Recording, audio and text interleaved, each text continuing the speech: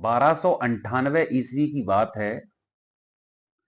एक जेल में एक कैदी बैठा हुआ है। उसका साथी कैदी उसको सुन रहा है और साथी कैदी बोलता है कि साहब, क्या मैं जो आपने बोला मुझको उसका विवरण मैं लिख सकता हूं क्या, एक डायरी के रूप में। मैं आपको बता दूं कि 12वीं 13वीं शताब्दी के दौरान जो यूरोप था उसमें लेखन को बहुत बुरा माना जाता था। अब क्यों माना जाता होगा, तो उसके पीछे अगर हम सोचते हैं तो जो तर्क निकलता है वो ये हो सकता है कि उस समय जो सारी सत्ता थी वो पोप के अधीन थी और जितनी भी साहित्यिक किताबें थी या धार्मिक किताबें थी उन पर पोप का वर्चस्व था। प्रिंटिंग प्रेस का आविष्कार हुआ नहीं था, तो सिर्फ पोप एवं पोप के प्रतिनिधि तथा पादरी ही पढ़ लिख सकते थे, चीजों को जान सकते थे, खासकर धार्मिक पुस्तकों को। तो उन्होंने निश्चित ही इस पर रोक लगाई होगी। क्यों? क्योंकि आम जन इन किताबों को ना पढ़ पाए, क्योंकि जिस दिन आम जन इन किताबों को पढ़ लेगा, समझ लेगा, उस दिन पोप की और पादरी की जरूरत उनको नहीं बचेगी। तो हो सकता है कि इसलिए उस समय के यूरोप में लेखन यानी किसी भी यात्रा का या कोई किसी बात का जो विवरण दिया जाता था लिखित रूप में, उसकी मनाही थी, यानी उसको अच्छा नहीं माना जाता था। संभ्रांत लोग उसको अच्छा नहीं मानते थे। तो वो जो कैदी था मार्को पोलो और उनका जो दोस्त कैदी था, उनके बीच बातचीत चल रही थी। अब मैं आपको मार्को पोलो के बारे में बताता हूं कि मार्को पोलो एक बहुत प्रसिद्ध यात्री थे और शायद वो दुनिया के या यूरोप के पहले यात्री थे जिन्होंने पूर्वी दुनिया की यात्रा की थी। पूर्वी दुनिया का मतलब, यानी अगर हम पश्चिमी दुनिया और पूर्वी दुनिया की बात करते हैं तो पश्चिमी दुनिया में लगभग लगभग वो सारे देश आ जाते हैं, जैसे यूरोप के देश हैं, उसके बाद अमेरिकन कंट्रीज हैं, तो ये सारे पश्चिमी देश में आ जाते हैं। और पूर्वी देश में खासकर जो एशिया वाला भाग है, ऑस्ट्रेलिया वाला भाग है, वो पूर्वी देश में आ जाता है। तो मार्को पोलो साहब यूरोप के, यानी यूरोप में एक इटली आपने सुना होगा, एक देश है, उसमें एक वेनिस शहर है, वहां के रहने वाले थे। और उनके जो पिताजी थे निकोलो पोलो, तो वो बड़े घुमक्कड़ टाइप के आदमी थे, यानी व्यापार करते थे और व्यापार के बहाने उस टाइम पे बहुत यात्राएं की जाती थी, क्योंकि आज की दुनिया में जो व्यापार करने में आसानी है वो उस समय नहीं थी। तो जो मार्को पोलो साहब थे वो भी उनके साथ जाते थे। उसके बाद मार्को पोलो साहब किबलई खान, जो ततारियों का राजा था, किबलाई खान सॉरी, उसके दरबार में मंत्री भी रहे। और उसके बाद उन्होंने पूर्वी देशों की यात्राएं की, जैसे ईरान हो गया, उस टाइम उसको फारस बोलते थे, तुर्की हो गया, उसके बाद अपना मध्य एशिया हो गया, चीन हो गया, तिब्बत हो गया, भारत हो गया। तो इन सब की उन्होंने यात्राएं की थी। तो हुआ क्या, जब 1295 में वो लौट के वेनिस पहुंचे, तो वहां पे वेनिस और एक बगल में एक कोई राज्य था, उसका नाम था जिनोवा, उनके बीच में युद्ध हुआ। अब युद्ध हुआ तो मार्को पोलो साहब को कैद कर लिया गया और उनको एक जेल में रखा गया। तो जेल में वो अपनी यात्रा का वृत्तांत सबको सुनाते थे, विवरण सबको सुनाते थे। तो एक कैदी था स्टिसैलो, उसको वो विवरण बड़ा पसंद आया, तो उसने मार्को पोलो साहब से पूछा कि क्यों मार्को पोलो साहब, क्यों ना मैं इसको लिख दूं एक डायरी में। तो मार्को साहब बोले कि ठीक है भाई, आप लिख सकते हैं। तो आप सोचिए, ईश्वर जो करता है अच्छे के लिए करता है।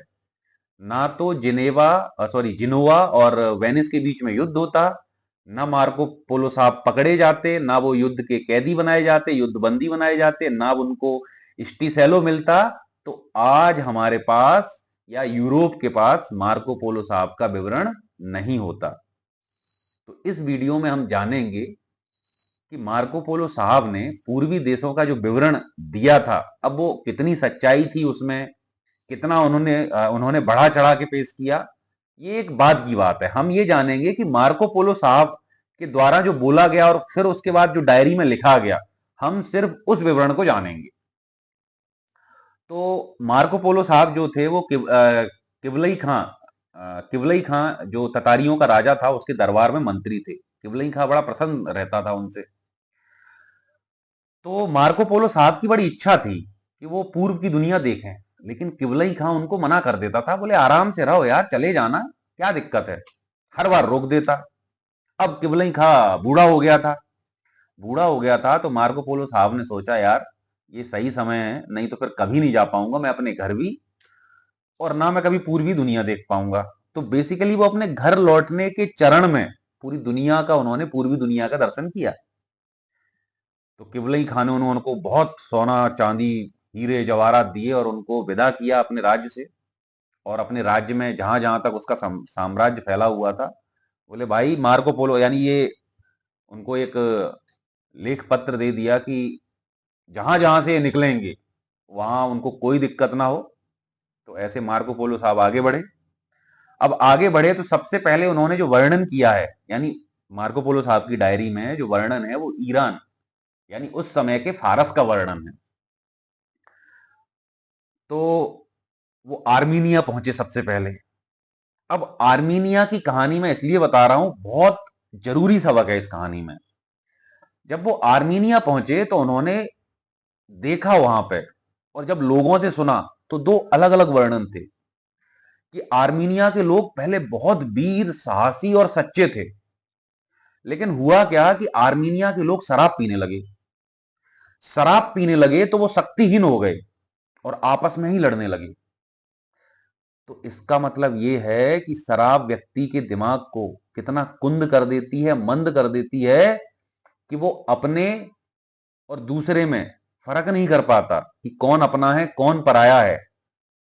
वो कुछ भी कर सकता है उल्टा सीधा। इसलिए आपसे अनुरोध है, मार्को पोलो साहब का अनुरोध है कि कृपया शराब का सेवन ना करें, अगर करते हैं तो सीमित मात्रा में करें, और विशेषकर दिन में तो बिल्कुल मत करें। क्योंकि दिन में मैंने देखा है, मैंने अपनी आंखों से जितने लोगों को देखा है जो दिन में शराब पीते हैं, उनका घर परिवार स्वयं सब बर्बाद हो गया।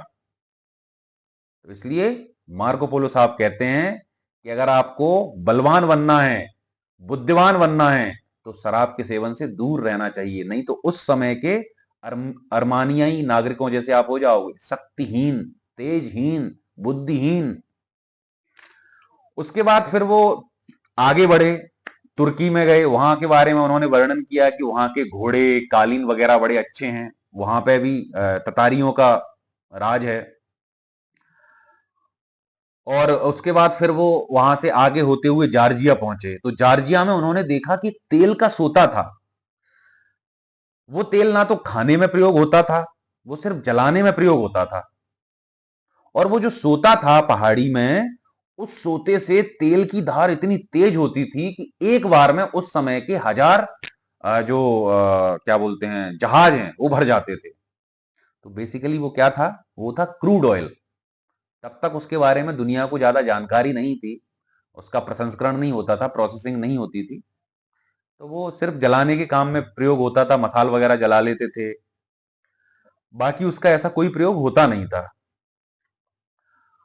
उसके बाद फिर वो बोलते हैं कि वो बगदाद में उनका जो पहुंचे उन्होंने, बगदाद उस समय पे पूरे इस्लाम धर्म की राजधानी थी, और वहां का जो खलीफा था उसका नाम था बिल्ला।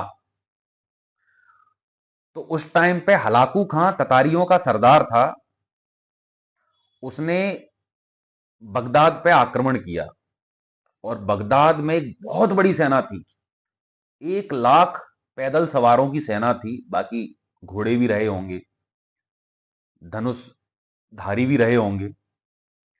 1 लाख पैदल सवार सेना को ततारी राजा हलाकू खां ने हरा दिया। और जब वो खलीफा के महल में पहुंचा, खलीफा कौन, बिल्ला। तो खलीफा के महल में जब पहुंचा तो उन्होंने खलीफा से पूछा कि क्यों खलीफा, अब तेरे साथ क्या किया जाए। तो खलीफा ने अपने जितना भी जो कोष था उनका, जहां पे हीरे जवाहरात रखे रहते थे, वो उसके सामने रख दिए।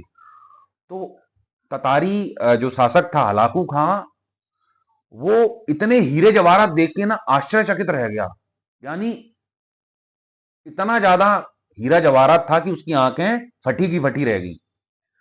उसने खलीफा से पूछा कि खलीफा, ये हीरे जवाहरात तूने क्यों जोड़ कर रखे हैं, अगर इनको तू अपने सरदारों पर और सैनिकों पर खर्च करता तो शायद आज तू युद्ध जीत जाता।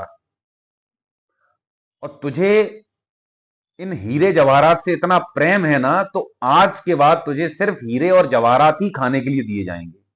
और उसने उसको कैद कर दिया उस कोस में जहां पे हीरे जवाहरात रखे थे। 4 दिन बाद जब उसका गेट खुला, तो जो खलीफा बिल्ला जी थे, उनकी मृत्यु हो चुकी थी। तो इस घटना से हमें क्या समझ आता है कि जो रुपया है, पैसा है, धन और दौलत है, उसका सदुपयोग करो। अब सदुपयोग कैसे कर सकते हैं? देखो, मरने के बाद तो उसका क्या होगा क्या नहीं होगा हमें नहीं पता। अब मेहनत आप करो, खाए कोई और, तो उससे बढ़िया आप जब कमा रहे हो ना, तो आप उसको खर्च भी करो ना। तो पहला सदुपयोग है अपने शरीर पे, अपनी मन की इच्छाओं को पूर्ण करने के लिए उनका उपयोग करो। दूसरा उपयोग है कि जो गरीब लोग हैं, या जो वंचित लोग हैं, या जो समाज है, उसकी भलाई में उसका प्रयोग करो। और तीसरा प्रयोग है कि उसका दान करो। तो धन संपत्ति के रामायण में भी 3 सदुपयोग बताए गए हैं। या तो खुद पे खर्च कर लो, या समाज और परिवार पे खर्च कर लो, या फिर दान देने में कर लो। क्योंकि इसके बाद क्या होगा कि आपकी जो संतान है, तो वो तो कहानी वही है कि पूत कपूत तो काधन संचय, और पूत सपूत तो काधन संचय। तो जो पैसा है, जो धन दौलत है ना, उसको ज्यादा जोड़ो मत। इवन जैन धर्म में, बुद्ध धर्म में ये बताया गया है कि भैया ज्यादा संपत्ति संग्रह करना ही बेकार है। ये सारे पापों का मूल है। क्योंकि अधिक संपत्ति आपको अहंकार देती है। और जब आपके मन में अहंकार विकसित होता है ना, तो अहंकार सारे अवगुणों का मूल है।